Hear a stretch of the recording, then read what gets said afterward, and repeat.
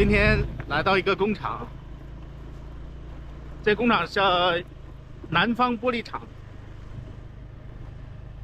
从今年2月份刚刚成立到现在，这工厂的规模已经相当大了，1万多平方。在4月份，也就是工厂建成了以后，大概4月份的时候，这个工厂订单就开始爆满了。老魏过来跟他老板谈一下 ERP 的事儿。老板还是比较年轻的，他这个属于是少东家，思想比较前卫。工厂所在的位置呢，在这个南新渊。哦，这个叫北新渊啊，不是南新渊。北新渊帝国工业城帝国工业区附近。那我们从新城过来的话，差不多走了20多公里。我们从这个新城过来的话，走了20多公里。这边的工业区就非常多，工厂也非常多。北新渊呢，相对来说是发展在相对于整个平阳而言啊，相对来说是比较滞后的。但是现在工厂也是非常多了，今年有新建了很多工厂。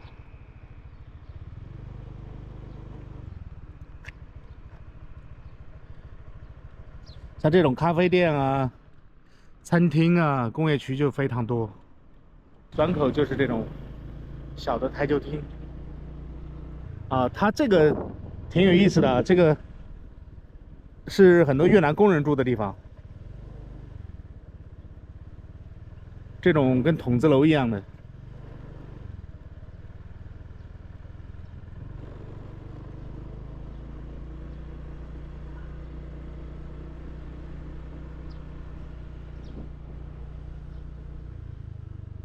这越南的农村修得很漂亮，这里面是很深的树林啊，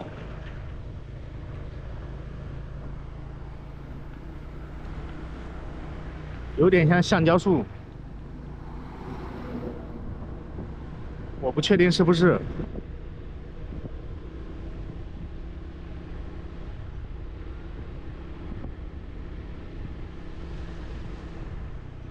啊，这边就是橡胶林，上面割胶割的那个那个印子还在。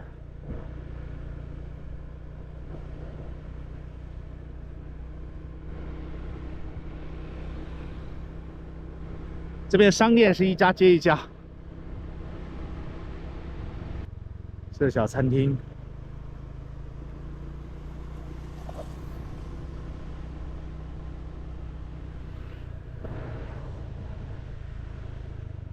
啊，这是很漂亮的一个药店啊。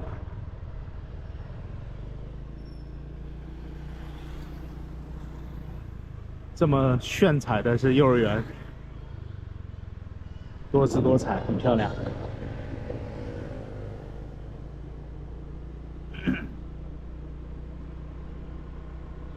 我们可以看到这个时代背景下，越南平阳的一些变化。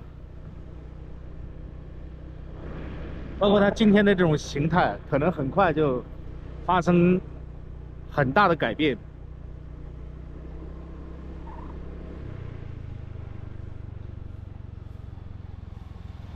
就是小市场、小餐厅。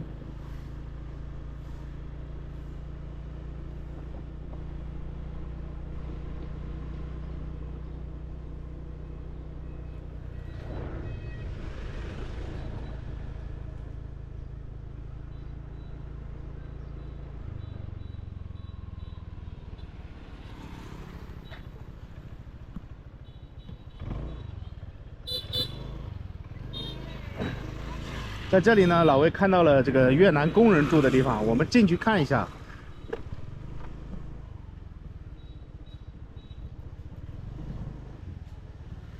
它实际上相当于是筒子楼，比较窄的一个地方。这里还能走下2个摩托车，平时的话就比较窄。那工人呢就住在这里面。啊，1楼呢是住的地方。它里面有那个卫生间，它是挑高的一个楼层，下面有卫生间，有厨房，可以，然后人可以住在上面，人可以住在上面。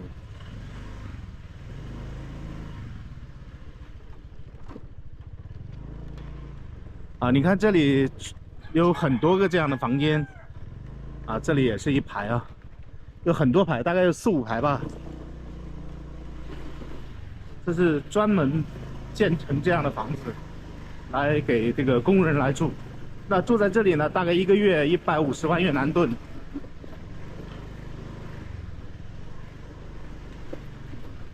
130万到150万越南盾。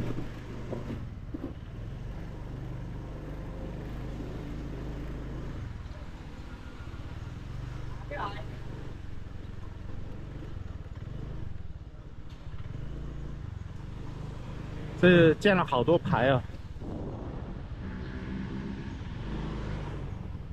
因为这样的房子呢，对工人来讲比较好，既能保证私密性，又能保证这个住的相对来说舒服一点，然后经济上也能接受。一般一个工人的月收入呢，大概是700万到1000万，它是不等的，因为还要加班啊，牵扯到一些加班啊、补贴啊，大概是这样的一个价位。那花100多万来租个房子，这样的房子来住的话，很多人能承担得起的，而且在里面还可以烧饭。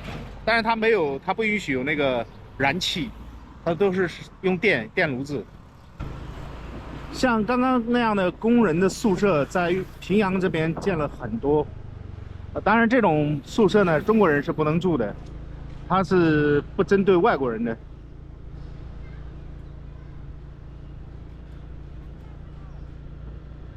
这边也有很多，像这种窄窄的巷子进去，一条巷子可能就住几十个人。在越南呢，有的老板就是比较有头脑一点的，他会把这个土地建成那种形式，它的建筑成本很低，因为密度很高啊，所以它这个出租下来收益是非常高的。这样的话，老板就投资很少的钱就可以赚到很多钱。这是卖鸡、卖肉、卖水果。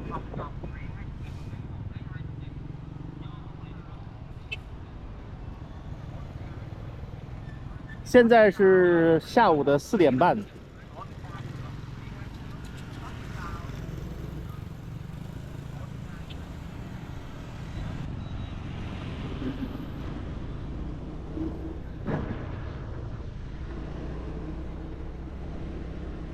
其实我是沿着一条路在走，这条是什么省道？我来看一下这个地图啊，叫 DT746省道。那这条路一直走呢，差不多，可以到新城附近。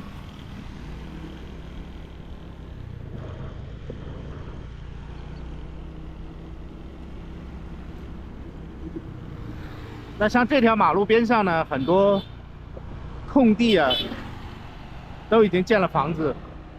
当然还是有一些空地的，对面还是有些空地的。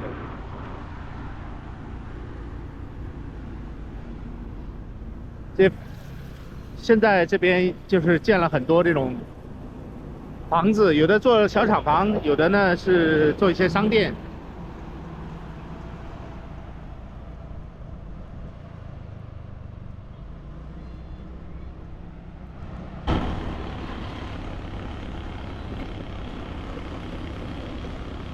这个时间正好是这个晚上下班前，有很多餐厅啊，都开始烧起来东西了，感觉有一股烟味儿。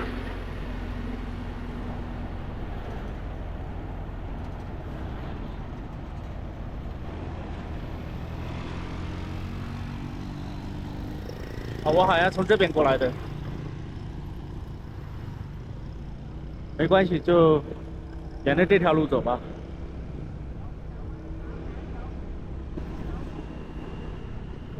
这个树林特别深啊，感觉里面阴森恐怖。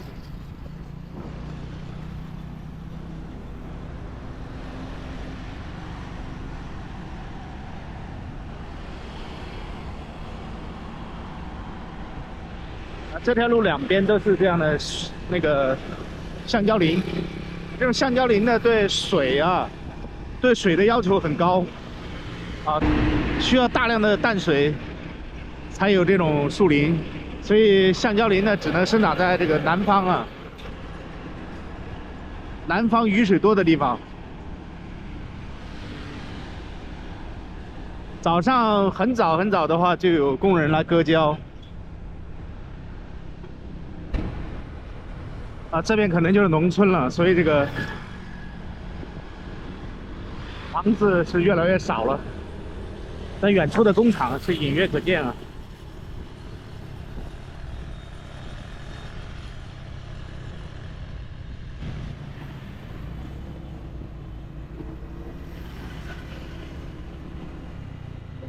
林园木业这一家中资的工厂。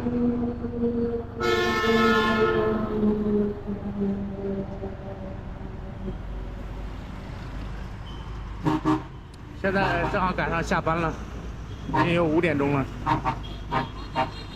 哎，这是放学，好多小朋友啊。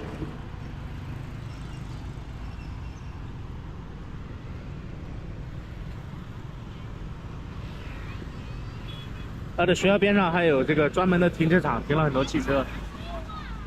那这个学校应该相当不错。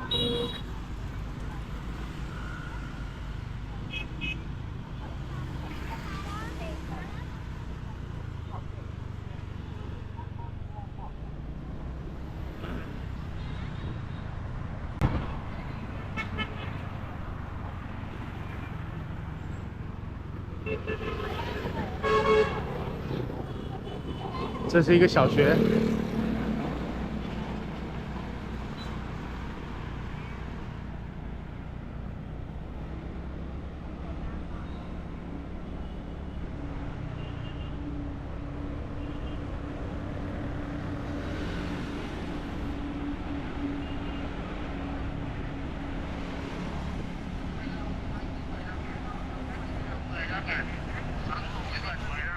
cá đối đồ cá banh ha.